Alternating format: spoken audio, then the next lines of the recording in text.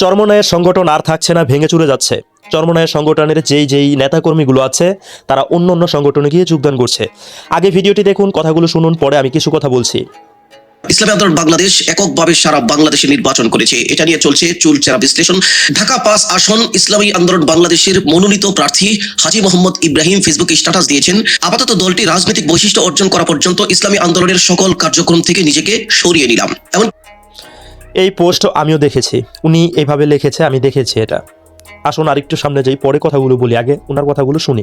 ইসলামী আন্দোলন বাংলাদেশের নায়েবে আমির মুফতি ফয়জুল করিম সাহেবের এই মন্তব্য নির্বাচনের আগে সারা বাংলাদেশে আমাদের ১৪৩টা এ গ্রেড প্রার্থী রয়েছে, এটা নিয়েও ব্যাপকভাবে তিনি ট্রলের শিকার হচ্ছেন। আমরা জানি সারা বাংলাদেশে ইসলামী আন্দোলন বাংলাদেশ এককভাবে নির্বাচন অংশগ্রহণ করেছেন এবং জামাতে ইসলাম সমর্থিত 11 দলীয় জোট বাংলাদেশে প্রায় 53টি আসন ৫,০০০ কমের ব্যবধানে তিনি হেরেছেন। ৫,০০০ ভোটের ব্যবধানে প্রায় ৫৩টি আসন হেরেছে। এখানে ইসলামী আন্দোলন বাংলাদেশের বিশাল বড় একটা ভোট ব্যাংক ছিল, এটা সত্য। দর্শক, এখন ইসলামী আন্দোলন বাংলাদেশের অনেক নিজেদের কর্মীরাই তাদের ভিতরগত দ্বন্দ্বের কথা কিন্তু স্বীকার করছেন এবং অনেকেই নিজেকে সরিয়ে নিচ্ছেন। অতি সম্ভাবনাময়ী বদরুজ্জামান কলরব নরসিংদী ৫ আসন রায়পুরা থেকে নির্বাচন অংশগ্রহণ করেছেন, কিন্তু ভোটের বেলায় আমরা দেখলাম যে জুয়ার নির্বাচনের আগে ছিল, নির্বাচনের পরে তার উল্টো চিত্র দেখা দিল এবং তিনি তার ফেসবুকেও খুব প্রকাশ করেছেন। বদরুজ্জামান তার ফেসবুক স্ট্যাটাসে লেখেন, জোট হলে এবারে হয়তো সরকার গড়তে পারতেন। দুই দলের ইগো আর ভুল সিদ্ধান্তে দিন শেষে ভেঙে গেল দেশের মানুষের দীর্ঘদিনের স্বপ্ন। এমন সুযোগ আবার কবে আসবে? হয়তো ৫০ বছরেও নয়। মিনিমাম বুথ আর বিবেক থাকায় জোট ভাঙার দিন থেকে মনের আগুনে পড়ছি। এভাবে আর কতদিন পড়ে যাব জানি না। প্রিয় দর্শক, এই স্ট্যাটাস আমিও দেখেছি। বদরুজ্জামান ভাই এই স্ট্যাটাসটা দিয়েছে, একটা পোস্ট করেছে, আমিও দেখেছি। বদরুজ্জামান ভাই তার মনের আবেগ প্রকাশ করেছে। অত্যন্ত খুবই কষ্টে তিনি এই কথাগুলো লিখলেন। দীর্ঘ ১.৫টা বছর পর্যন্ত তিনি কাজ করতেছিলেন এবং আমরা ভেবেই নিয়েছিলাম বদরুজ্জামান জোট থাকলে নির্ঘাত তিনি এমপি পদে নির্বাচিত হবেন, কিন্তু এই যে মূল পয়েন্টে চলে এসেছি, এই জোটের ভিতরে আল্লামা মামুনুল হক সাহেব ছিল, উনি কেন নির্বাচিত হতে পারেনি?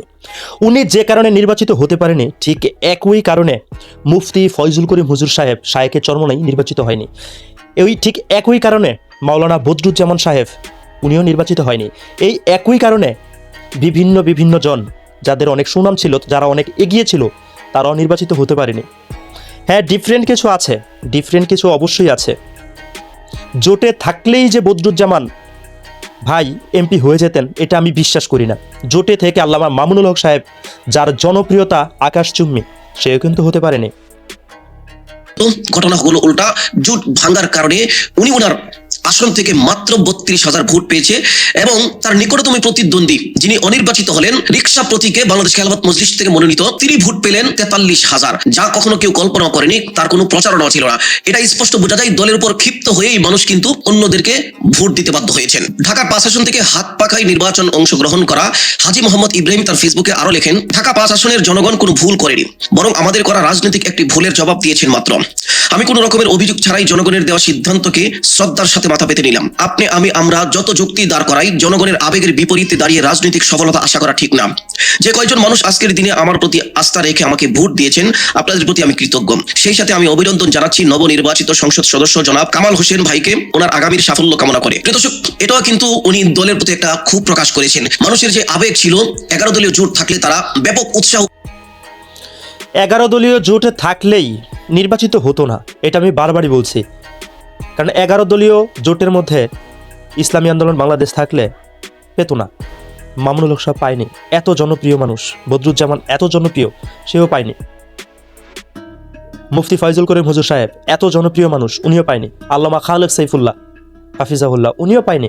ওনাদের জনপ্রিয়তা কি কম ছিল? উদ্দীপনা নিয়ে ভোট দিত যে মার্কাই যেখান থেকে যে দাঁড়াইতো, দলমত নির্বিশেষে 11 দলীয় জোটের ভিতর থাকলেই। কিন্তু সেটার ব্যাহত হলো জোট যখন ভেঙে গেল। তিনি মানুষকে ভোট দোষ দিচ্ছেন না, কারণ মানুষ চেয়েছিল তাকে ভোট দেওয়ার জন্য, ভোট দিতে পারে নাই দলের ভুল সিদ্ধান্তের কারণে এবং দলের ভুল সিদ্ধান্তের কারণে। তার মানে ক্ষমতায় যাওয়ার জন্য যা মন চায় তাই করতে হবে। এই যে ইদানিং আমরা দেখতে পাচ্ছি, কিন্তু আমরা দেখতে পাচ্ছি মেয়েদেরকে সামনে দিয়ে আমাদের ওলামাই কেরাম পিছে যাচ্ছে। সম্ভব হলে আমি স্ক্রিনে ফটোটা দেখাবো। আমি তো মনে করি ইসলামী আন্দোলন বাংলাদেশের সংগঠনের মধ্যে যারা আছে, তারা বেশিরভাগ মানুষই ধরে নিয়েছে এখনই তারা সংসদে যেতে পারবে না, এত তাড়াতাড়ি এত সহজে তারা ক্ষমতা পাবে না। এটা বিশ্বাস করেই সেই সংগঠনের মধ্যে আছে। ভেঙে যাওয়ার কারণে। ইব্রাহিম খলিল নামে আরো একজন হাত পাকা সমর্থিত ইসলামী আন্দোলনের কর্মী, তিনি ফেসবুকে স্ট্যাটাস দিয়েছেন, মাওলানা মুসাদ্দেক বিল্লাহ মাদানির কান্না আজকে আবার অনেকক্ষণ কাঁদালো আমাকে। লোকটা কেঁদে কেঁদে বলল, শত শত মুরিদ ছিল আমার পরিচিত এই ওয়ার্ডে, আন্দোলনের সদস্য ছিল পরিচিত অনেক, কিন্তু এই ওয়ার্ডে 3 সংখ্যার কম ভোট কিভাবে পায় হাত পাকা। শেষমেশ কেঁদে কেঁদে বলল, আমাকে মাফ করে দিয়েন সবাই, আমি আর নির্বাচনে দাঁড়াবো না। প্রিয় দর্শক, এই কথাটার রহস্য কি আপনি বুঝতে পেরেছেন? আপনি তো আপনার মতো করে বিশ্লেষণ করছেন। এখানে মোসাদ্দেক বিল্লাহ মাদানী সাহেব হাফিজাউল্লাহ ইনি ক্ষোভ প্রকাশ করেছেন কোনটা, আপনারা কি বুঝতে পেরেছেন? মাত্র কয়েকজন মানুষ, মাত্র কিছু সংখ্যক মানুষ শুধু ইসলামকেই, শরিয়াকেই ক্ষমতায় দেখতে চেয়েছিল। তারা চেয়েছিল রাষ্ট্রে ইসলাম কায়েম করবে, তবুও মানুষগুলো বুঝেনি। এই একটা ক্ষোভ তিনি প্রকাশ করেছে, একটু গভীরভাবে চিন্তা ভাবনা করে দেখবেন। এই হচ্ছে ইসলামী আন্দোলন বাংলাদেশের হাত পাকায় মনোনীত যারা নির্বাচনে অংশগ্রহণ করেছেন তাদের অবস্থা, দলের প্রতি তাদের যে ক্ষোভ, তাদের যে কষ্ট, তাদের যে অনীহা এক এক করে কিন্তু বিস্ফোরকের মতো বাষ্ট হচ্ছে। দর্শক, ইতিমধ্যে আরো কিছু ফেসবুক স্ট্যাটাসে লেখালেখির মাধ্যমে ফুটে উঠেছে। হেভিওয়েট প্রার্থী ছিলেন নোয়াখালীর সম্ভবত জহির এবং মুফতি শামসুদ্দোহা আশরাফি। মুফতি শামসুদ্দোহা আশরাফির আসনটি ইসলামী আন্দোলন বাংলাদেশ চেয়েছিল তাদেরকে দেওয়ার জন্য, এবং জহির সাহেবের আসনটাও চেয়েছিল তাদেরকে দেওয়ার জন্য। জহির সাহেবটা দেওয়া হয়েছে, কিন্তু মুফতি শামসুদ্দোহা আশরাফিরটা দেওয়া হয় নাই। নির্বাচনের পর দেখা গেল তাদের হেভিওয়েট নেতা মুফতি শামসুদ্দোহা আশরাফি মাত্র 8 থেকে 9 হাজার ভোট পেলেন, এবং দাঁড়িপাল্লা প্রতীকে যিনি নির্বাচন অংশগ্রহণ করেছেন তিনি প্রায় লাখের কাছাকাছি ভোট পেয়েছেন। এবং এটা তো অস্বীকার করার কিছু নেই। ইসলামী আন্দোলন বাংলাদেশ এই সংগঠন থেকে জামাতে ইসলাম, সেই দলের কর্মী সমর্থন অনেক পরিমাণে বেশি। তারা ইসলামী আন্দোলন বাংলাদেশের তুলনায় একটু বেশি ভোট পাবে, এটা তো নিশ্চিত, কারণ সেই সংগঠনের মধ্যে কর্মী অনেক বেশি। এটা তো অস্বীকার করার কোনো কিছু নেই। জহির সাহেব যিনি 144 কোটি টাকার মালিক, এবং ওনার কাছে গিয়ে মুফতি রেজাউল করিম পর্যন্ত গিয়ে সমাবেশ করে আসছেন। ওনার আসনটা জামাত ইসলাম ছেড়ে দিয়েছে। পরবর্তীতে দেখা গেছে জামাত ইসলাম সেই আসন থেকে পাশ করেছে, এবং তিনি ভোট পেয়েছেন মাত্র সম্ভবত 19,000 বিনিময়ে 1 লক্ষের বেশি ভোট কিন্তু তারা কনসিডার করেছিল জামাত ইসলাম।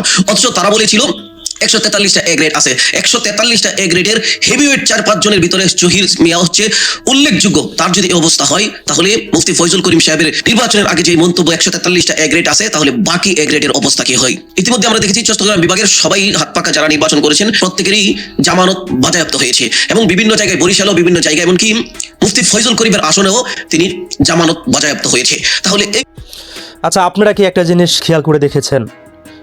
নির্বাচনের দিন 12 তারিখে সর্বপ্রথম কিন্তু প্রথম অবস্থায় ইসলামী আন্দোলন বাংলাদেশের যারা হেভিওয়েট প্রার্থী ছিল তাদের কিন্তু ফলাফলগুলো ভালোই আসতেছিল, কিন্তু হঠাৎ করেই তার মুড় ঘুরে গিয়েছে। আপনারা কি এটা খেয়াল করে দেখেছেন? হচ্ছে তাদের অবস্থা। তাহলে বিতর্কত এই সমস্ত রাজনৈতিক অদূরদর্শিতার কারণে, অপরিপক্কতার কারণে আজকে জোট ভেঙে যাচ্ছে এবং সম্ভাবনার কবর রচনা হলো। যুবক যারা রয়েছে, যুবক ওলামায়ে কেরাম তাদের মধ্যে রয়েছে, তাদের ভিতরে কিন্তু দীর্ঘদিনের এই ক্ষোভ কিন্তু এখন লালন করছে, এক এক করে সেগুলো ভিতর থেকে বের হচ্ছে। প্রিয় দর্শক, এক এক করে কিন্তু সবাই বলতে শুরু মানে সোজা কথা, ক্ষমতায় যাওয়ার জন্য জোটে থাকতে হবে, প্রয়োজনে কোরআন হাদিসের কোনো আইনই মানা যাবে না। সোজা কথা, ক্ষমতাটাই লাগবে, এটাই তারা প্রকাশ করছে। শুধু ক্ষমতাটাই লাগবে, কথার সিস্টেমে কিন্তু এটাই বোঝা যাচ্ছে, শুধু ক্ষমতাটাই লাগবে। জোট ভেঙে গিয়েছে, জোটের মধ্যে যত ধরনের প্রবলেম থাকুক, শায়েককে, আমাদের চরমনের পীর সাহেবকে যত অপমান করুক, তারপর জোটে থাকাটাই প্রয়োজন ছিল। তাদের কথা অনুযায়ী এটাই মনে হচ্ছে। করেছি। দর্শক, ভিডিওটা অনেক লম্বা হয়েছে, ভিডিওটি সম্পর্কে আপনি আপনার মন্তব্য কমেন্টে জানিয়ে যেতে পারেন। তাদের দলের লোকদের কথাই শুধু আমি বললাম, আমি আমার পক্ষ থেকে কিছু বললাম না। হয়তোবা কিবোর্ড মুজাহিদ যারা রয়েছে, এখনো কিছু অন্ধ রয়েছে যারা আমার কমেন্ট সেকশনে এসে আমার গোষ্ঠী নিয়ে আলোচনা করার চেষ্টা করবে, সমালোচনা করবে, তাদের বংশের, তাদের জন্মের পরিচয় দিবে। অবশ্য তাদের জন্মের পরিচয়টা আমি বুঝতে পারবো তারা কমেন্টের মন্তব্যের ধরন দেখলেই। ওনার কথা শুনে যা মনে হলো, মানে শেষের কথাটা, ইসলামী আন্দোলন বাংলাদেশের কিছু অন্ধভক্ত আছে যারা বোকাবাদ্য করে। আমার জানা মতো ইসলামী আন্দোলন বাংলাদেশের কোনো কর্মী কাউকে বোকাবাদ্য করে না। এর আগে ইনি আরেকটি ভিডিও তৈরি করেছিল জামাতে ইসলামের ডক্টর শফিকুর রহমান সাহেবকে নিয়ে। সেই ভিডিওতেও তিনি বলেছিলেন, ভিডিওটা ভাইরাল হয়েছে, মানে তিনি টার্গেট করেছিলেন, ইঙ্গিত করে কথা বলেছিলেন যে ইসলামী আন্দোলন বাংলাদেশের কর্মীরা তার এই ভিডিওটাকে রিমুভ করিয়েছে, রিপোর্ট মেরে মেরে তার ইনবক্সে একদম ভরে দিয়েছে।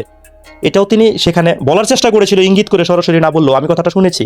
এখন কথা হচ্ছে, ইসলামী আন্দোলন বাংলাদেশ এই সংগঠনের মধ্যে যারা আছে তারা ধরেই নিয়েছে ইসলামী আন্দোলন বাংলাদেশ এত সহজে ক্ষমতার চেয়ারে বসতে পারবে না, আর তারা নীতি ও আদর্শন বিসর্জন দিয়ে কখনো ক্ষমতায় যাবেও না। আল্লামা মুসাদ্দেক বিল্লাহ মাদানী সাহেব যেই ক্ষোভটা প্রকাশ করেছে, সেই ক্ষোভটা কিন্তু আপনি অন্যভাবে এখানে তুলে ধরেছেন। তিনি কিন্তু এটা প্রকাশ করেনি ক্ষমতাই সব কিছু না। যদি ক্ষমতাই সব কিছু হতো তাহলে বহুত আগেই অন্য অন্য যেই সংগঠনগুলো আছে সেই সংগঠনগুলোর সাথে জোটবদ্ধ হয়ে যেত। আমি বিশ্বাস করি ইসলামী আন্দোলন বাংলাদেশ ক্ষমতার জন্য রাজনীতি করে না। তবে যদি মানুষের মনে ভালোবাসা তৈরি করে ক্ষমতায় আসতে পারে তাহলে কোরআনী আইন বাস্তবায়ন করবে। তবে চেষ্টার কমতি নেই, চেষ্টা চালিয়ে যাচ্ছে। আর জোট থেকে ইসলামী আন্দোলন বাংলাদেশ এমন একটা সংগঠন, এই সংগঠনের সাথে যারা জড়িত আছে তারা এত সহজে অন্য কোনো সংগঠনের মধ্যে যাবে না, এর প্রমাণ নেই। অন্য কোনো সংগঠনের মধ্যে যাবে না যারা সরাসরি ইসলামী আন্দোলন বাংলাদেশ এই সংগঠনের মধ্যে আছে। সন্তান যেমন মা বাবার সাথে রাগ করে কথা বলে, অভিমান করে কথা বলে, কিন্তু বাসা ছেড়ে অন্য কোথাও চলে যায় না। ইসলামী আন্দোলন বাংলাদেশের ক্ষেত্রেও ঠিক এমনই অবস্থা। সন্তানের মতো তারা তাদের মনের আবেগ প্রকাশ করছে, তাদের মনের দুঃখ প্রকাশ করছে, কারণ এক এক মায়ের এক এক সন্তানের এক এক ধরনের চিন্তা ভাবনা হয়ে থাকে। তাই বলতে কিন্তু বাবা মাকে কেউ ফেলে দেয় না। ইসলামী আন্দোলন বাংলাদেশ এই সংগঠনের নেতাকর্মীরাও ঠিক এমনই, হয়তো আবেগ থেকে কথাগুলো বলছে, রাগ করে কথাগুলো বলছে, দিন শেষে মিটমাট করে কিন্তু এই সংগঠনের মধ্যেই থাকবে। সবাই ভালো থাকবেন, সুস্থ থাকবেন। আসসালামু আলাইকুম।